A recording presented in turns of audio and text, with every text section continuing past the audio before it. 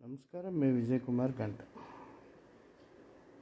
అధ్యయనం పుస్తకాలను పఠించటమే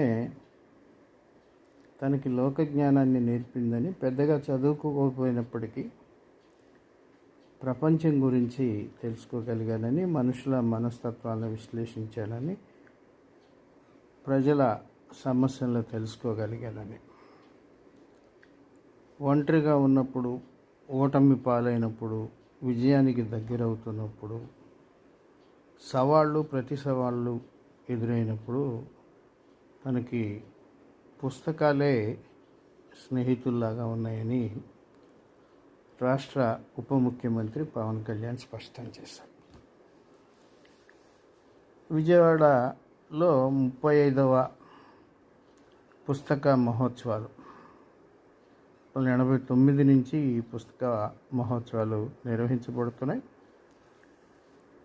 మొదట్లో 90 దాకా, అంటే 89 అనుకుంటా ఉన్నటువంటి బుక్ స్టాల్స్ తర్వాత 370 దాకా ఎదిగాయి.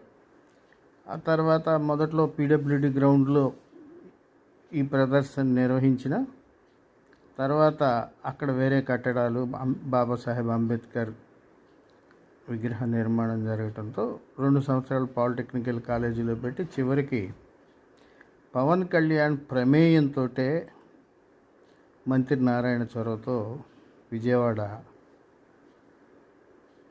ఇందిరాగాంధీ మున్సిపల్ స్టేడియంలో పుస్తక మహోత్సవాన్ని నిర్వహించారు. ఈరోజుతో ముగిశాయి. పుస్తకాల గురించి గొప్పగా చెప్పటమే కాకుండా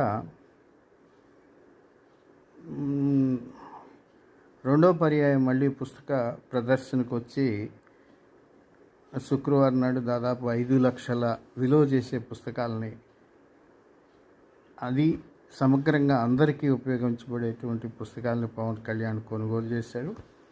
ఇది ఒక రకంగా యువ కవులకి సుదీర్ఘకాలంగా పుస్తకాలు రాసి ప్రభుత్వ విధానాల వల్ల గ్రంథాలయాల ద్వారా సరిగ్గా అమ్ముడుపోని పరిస్థితుల్లో ఉన్న యువ రచయితలకు ఇదొక ప్రోత్సాహకవంతమైనటువంటి విషయం.